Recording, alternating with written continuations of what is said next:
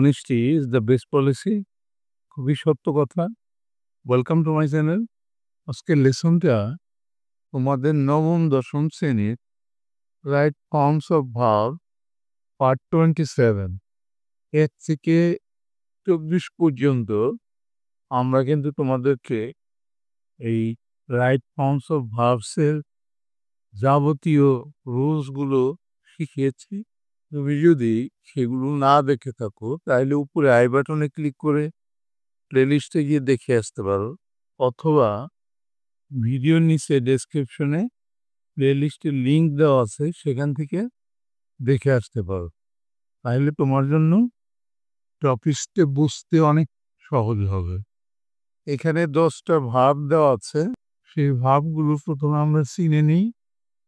Best দান করা, have আছে, ও ঋণী, বি হওয়া, বিলং অধিকারে থাকা, এনাবল কর্মক্ষম বা ক্রিয়াশীল, পজ কারণ, লুজ হারানো, শো দেখা দেখানো, বি হওয়া।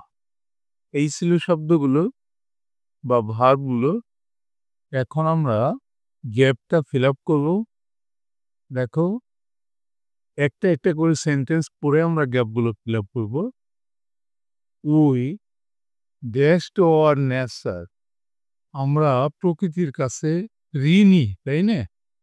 তাইলে অবশ্যই এখানে ও দিতে হবে, ঋণী। ফর কেন ঋণী? Dash us with her gifts lavishly, তার উপহার পর্যাপ্ত পরিমাণে আমাদেরকে দেওয়ার জন্য, এই দান করার জন্য। অবশ্যই দান করা বেস্ট। তাইলে এখানে ফর আছে, ফরের পরে যদি আমরা ভাব বসাই, তার সাথে কিন্তু আইনজি যুক্ত হন। তাহলে এখানে আমরা লিখব দেস্টোইন আস্ক ফর হার গিফটস লাভিশলি। এরপর আছে কি, we dash a large area of land, আমাদের কিন্তু অনেক বেশি ল্যান্ড নাই। তাইলে না থাকার কারণে আমরা নেগেটিভ দেব, সেই সাথে আছে হ্যাভ। তাইলে নাই ডোন্ট হ্যাভ দেব আমরা। তবে তার আগে যে কয়েকটা ওয়ার্ড আমরা নেওয়া হয়ে গেছে সেগুলো আগে কিক দিয়ে রাখবো। দেখো, আমরা বেস্ট এই শব্দটা নিয়েছি, আরেকটা ও এই শব্দটা নিয়েছি, কিক দিয়ে রাখলাম। আর এখন নেব আমরা হ্যাভ শব্দটা, তার সাথে কিন্তু আমরা নেগেটিভ দেব। We don't have, we don't have a large area of land, আমাদের অনেক বড় ল্যান্ড নাই।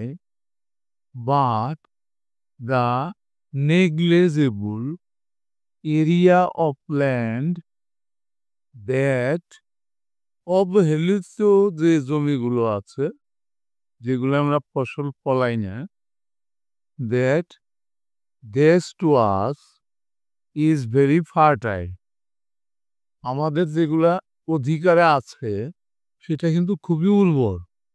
তাইলে অধিকারে থাকা সেটা বিলং। তাইলে আমরা এই বিলং শব্দ ভাবটা নেব। আমরা বিলংস বসালাম কেন? এখানে কিন্তু দ্যাট আছে, দ্যাটটা কিন্তু সিঙ্গুলার ধরতে হবে সাবজেক্ট হিসাবে। এই কারণে ভাবের শেষে এস বাই যুক্ত হল। আর এটা কিন্তু কোনো অতীতকালের ইতিহাস না যে আমরা এটাকে পাস্ট টেন্সে নেব। এরপর আছে we dash ungrateful to our soil, আমাদের অকৃতজ্ঞ হওয়া উচিত না, তাই না? তাইলে উচিত শুড দিতে পারি, শুড নট বি। তাইলে এখানে আমরা বি নিতে পারি, we should not be ungrateful to our soil, আমাদের মাটির প্রতি আমাদের অকৃতজ্ঞ থাকা উচিত না। বাট আওয়ার অ্যাক্টিভিটিস, কিন্তু আমাদের কাজকর্মগুলো ড্যাশ দ্যাট দেখায় যে বলতে আমরা অবশ্যই নিতে পারবো শোটা নিতে পারবো আমরা। তাহলে আমরা এখানে নিয়ে নেই শো।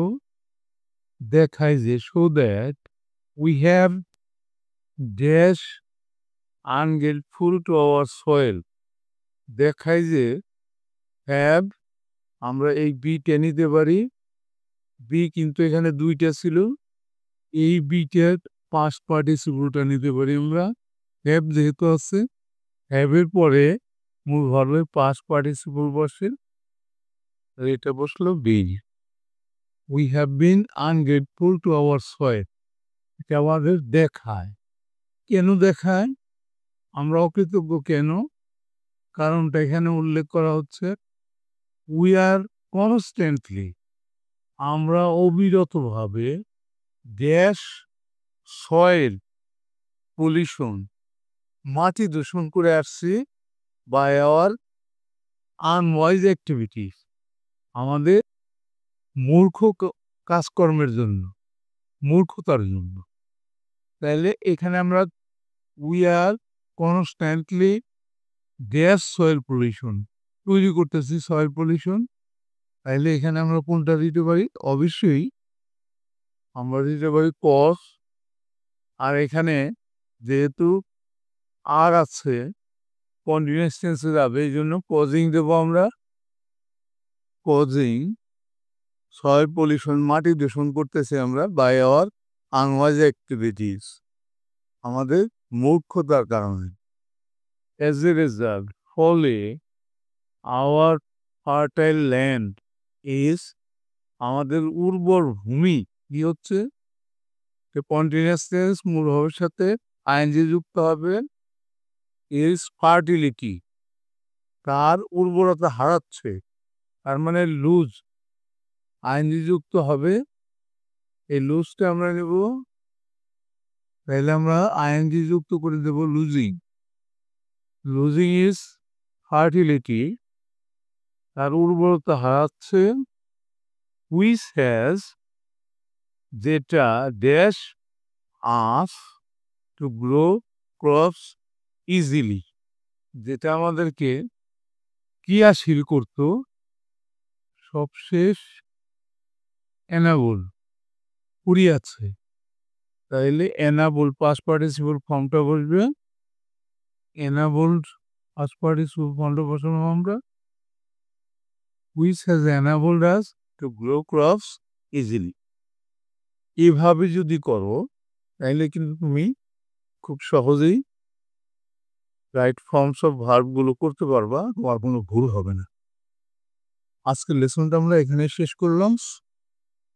অবশ্যই তোমরা পরবর্তী লেসন দেখবা। Thank you for watching, see you next.